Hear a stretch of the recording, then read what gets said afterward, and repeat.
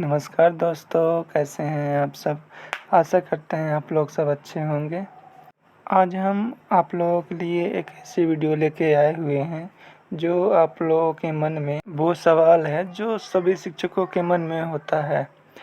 अभी देखा जाए तो जैसे इस 2025-26 में लोक शिक्षा के द्वारा ई-अटेंडेंस लगाने की जो प्रक्रिया चालू की है, उसके बारे में हम आज जानेंगे कि क्या सही है, क्या गलत है। तो वीडियो में बने रहें लास्ट तक।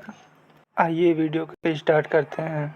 दोस्तों, बहुत खोजबीन के बाद हमको यह पता चला हुआ है और सोशल मीडिया में भी मैं पता किया हुआ था और भी बहुत सारी जानकारी मैं लेके आप लोगों के पास आया हुआ हूँ ये अटेंडेंस के बारे में।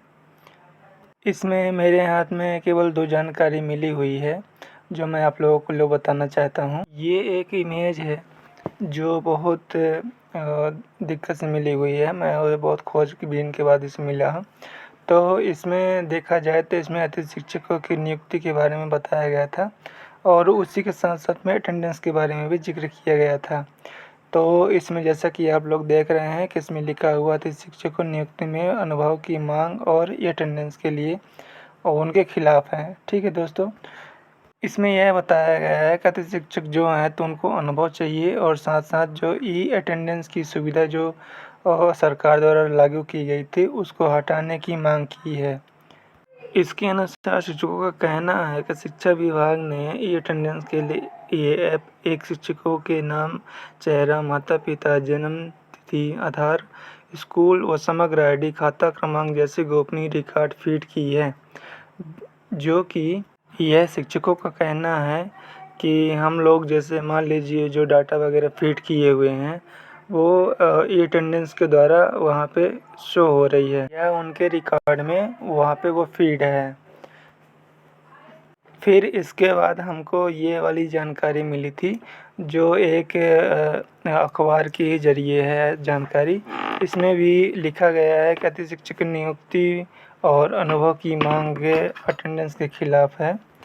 इसमें भी ये अटेंडेंस की विरोध की गई थी और अतिथि शिक्षक भी मतलब जो मेरे अतिथि शिक्षक हैं, वो भी चाह रहे थे कि ये जो ऐप है अटेंडेंस का वो रिमूव हो जाए, मतलब ये हटा दिया जाए, ताकि जो अटेंडेंस में डाटा वगैरह जो फीड है वो किसी दूसरे के पास जाए ना और अपना जो डाटा है वो सिक्योर हो सके। फिर तभी एक और मेरे पास इमेज आई हुई थी, जो ये ओम प्रकाश राठौर के ज़रिए और सेंड की गई है। उसमें लिखा गया है, ये अटेंडेंस के चक्कर में आज बदनावर ब्लॉक के कई अतिथि शिक्षकों के व्हाट्सएप ग्रुप हैक हो गए हैं। कुछ अतिथि शिक्षकों के 50-50 हज़ार रुपये खाते कुछ खातों से उड़ा लिए गए हैं। आखिर इसका जिम्मेदार कौन है? शासन प्रशासन जिद पर अड़ा हुआ है। अगर प्रशासन को लगता है कि शिक्षक केयरलेस है तो सरकारी स्कूलों में बायोमेट्रिक अटेंडेंस शुरू करवा दे। ई-अटेंडेंस के चक्कर में हैक अकाउंट हो रहे हैं या खाते खाली हो रहे हैं। ठीक है दोस्तों, तो इतना अपन देख लिए हैं। अब इनके द्वारा जो लेटर जारी किया गया था उनको भी देख लेते हैं। ये जो लेटर आया हुआ था वो 11 तारीख 8वां महीना 2025 को आया हुआ था। इसमें जो लिखा गया था, उपरोक्त विषय में निवेदन है कि प्रार्थी कौन मोतीकरण एसोस रामचरण मारू का आपकी शाखा में सेविंग खाता क्रमांक कितना है और उपरोक्त खाते से 10 तारीख 8 महीने 2025 को सायकाल 5:30 में और उनकी IFS में एक मैसेज आया है जिसके 50 रुपये की राशि आधारित की गई थी। ठीक है दोस्तों, उसमें आगे भी लिखा गया है कि उक्त राशि का मेरे द्वारा किसी प्रकार का अंतरण नहीं किया गया है और राशि को जो है तो मेरे अकाउंट से कट करके दिया गया है। मतलब मेरे अकाउंट से 50,000 रुपये की जो राशि है वो कट हो गई है। अब इस लेटर में आप लोग चाहे तो देख लीजिए, इसमें ऐसा नहीं लिखा हुआ है कि जो ई अटेंडेंस लगाए हैं उसके ज़रिए क्या है कि मेरी अटेंडेंस काटी गई है ना। तो इसमें ऐसा कुछ लिखा गया नहीं है कि ई अटेंडेंस के थ्रू मेरी जो राशि है तो काटी गई है। तो ये मैसेज हमको क्या कहते हैं, बहकावा लगा, मतलब बहकावा वाला लगा। ये जो लिखा गया था श्रीमान शाखा प्रबंधन यानी भारतीय स्टेट बैंक के शाखा को लिखा गया था, और इसमें साफ साफ लिखा गया है कि जो राशि काटी गई है वो किसी IMPS के द्वारा काटी गई थी, है ना। अब आ जाते हैं ये अटेंडेंस की और डिजिटल जो आधिकारिक प्रोफाइल या फिर PDF जो प्रदान की गई है उसके बारे में जान लेते हैं। इसमें जो महत्वपूर्ण सूचना लिखी गई थी वो लिखा गया था कि हमारे शिक्षक मोबाइल ऐप शिक्षक विभाग द्वारा विकसित डिजिटल प्लेटफॉर्म है। यह केवल एक इस अटेंडेंस प्रणाली नहीं बल्कि इसके माध्यम से लोक सेवकों की महत्वपूर्ण प्रतिवेदनाओं के समाधान हेतु सुविधा प्रदान हो सकेगी। तो एवं सेवक से संबंधित जानकारियाँ नवीनतम आदेश एवं अद्यतन निरंतर प्राप्त होते रहेंगे। ठीक है दोस्तों। फिर इसमें लिखा गया था कि सरकारी कर्मचारियों तो उपस्थित प्रक्रिया संबंधी कुछ निर्देश थे, जो इसको आप लोग देख लीजिएगा। जैसे मान लीजिए वीडियो को रोक के इसमें आप पढ़ लीजिएगा। तो इसमें तो मुझे ऐसा कुछ लगा नहीं है कि जैसे उसमें खाता वगैरह जो उसमें ऐड हुआ हो या फिर कुछ और, है ना, कि जैसे मान लीजिए कोई खाता वगैरह ऐड हुआ वहाँ पे वो चला। जैसा कि अभी हम लोगों को पता है कि जो अटेंडेंस हुई थी वो एजुकेशन पॉइंट 3.0 से हुई है, मतलब उसका जो केवल एक स्कोर कार्ड था जनरेट हुआ है, उसी के बेस में हम अपन लोगों की रिक्वेस्ट वहाँ पे हुई थी और वहाँ से अप्रूव हुई है। तो खाता वगैरह का तो वहाँ पे सवाल ही नहीं उठता दोस्तों।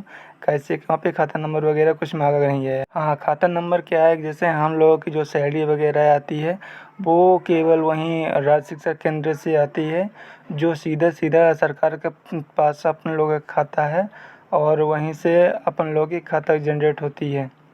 तो ये जितने अभी तक मैं वो दिखाया हूँ, क्या कहते हैं, ये जो दिखाए गए थे वो अभी क्या है कि अभी तक मैंने इसमें रिसर्च भी किया हुआ है, तो ये सब हमको फेक लगे हैं। और जो शिक्षा अधिकारी की जो आधिकारिक पोर्टल में दिखा गया था उसमें साफ साफ भी लिखा गया है कि जो अपन के खाता वगैरह हैं, जो शिक्षकों के खाता वगैरह हैं, तो वो सीधा सीधा राज्य शिक्षा केंद्र में वहाँ पे है। ठीक है दोस्तों। तो ई अटेंडेंस में कहीं भी ऐसा नहीं है कि जहाँ पे खाता नंबर वगैरह ऐड हुआ हो और या फिर खाता वगैरह कहीं से वहाँ पे लिंक हुआ हो। अब रही बात KYC की, तो KYC क्या है, KYC अपनी समग्र ID से हुई थी। समग्र ID से आधार कार्ड से क्या हुई थी कि अपने मोबाइल से हुई थी। ठीक है दोस्तों। तो केवल एक प्रोसेस था कि वहाँ पे KYC करने का क्या अपनी जानकारी, सिंपल जानकारी, जैसे मान लीजिए आपका नाम हो गया, पिता का नाम हो गया, कहाँ से हैं, कैसे हैं, बस इतनी जानकारी। खाता वगैरह की जानकारी उसमें भी नहीं दी गई है। तो आप लोग इन सब बहकाऊ वीडियो से दूर रहें और ई अटेंडेंस का ज़रूर चालू कर लीजिए, नहीं तो फिर आप लोगों की क्या है कि जो सरकार की तरफ से जो मानदेन है वो अगर काट ली जाएगी तो फिर आप लोगों को दिक्कत होगी। क्योंकि दोस्तों अभी आज लगभग करीब 2 से ढाई महीने हो गए जो शिक्षक लगा रहे हैं उनकी तरफ से कोई शिकायत नहीं आई हुई है, ना ही कोई राशि काटी गई थी। तो जितने भी शिक्षक लगा रहे हैं वो डेली लगा रहे हैं, तो आप लोग भी चालू कर लीजिए, है ना। जो लोग बोलते हैं कि हम नहीं लगा रहे हैं, इसका विरोध करेंगे और भी बहुत कुछ सारी जानकारी इसके बारे में बता रहे हैं, तो आप लोग ऐसा मत कीजिएगा। क्योंकि आप लोग भी जिस चीज़ के लिए जा रहे हैं, जिस काम के लिए जा रहे हैं, तो जो ज़रूरतें हैं उसी को पूरा करने के लिए आप लोग वहाँ पे जा रहे हैं। तो जिसके लिए जा रहे हैं उसका पाना आप लोगों के लिए ज़रूरी रहता है। मतलब आप लोग समझ रहे हैं कि मैं क्या कहना चाहता हूँ। ठीक है दोस्तों। तो आज के लिए बस इतना ही। अगर वीडियो पसंद आई हुई तो चैनल को सब्सक्राइब कर लीजिएगा, वीडियो को लाइक कर लीजिएगा और साथ ही साथ प्यार भरा अपना मेरे इस चैनल के कमेंट में फीडबैक डाल दीजिएगा और बताइएगा कि आपकी वीडियो ये कैसी लगी। ठीक है दोस्तों, तब तक के लिए धन्यवाद, शब्बा खैर और जय हिंद जय भारत।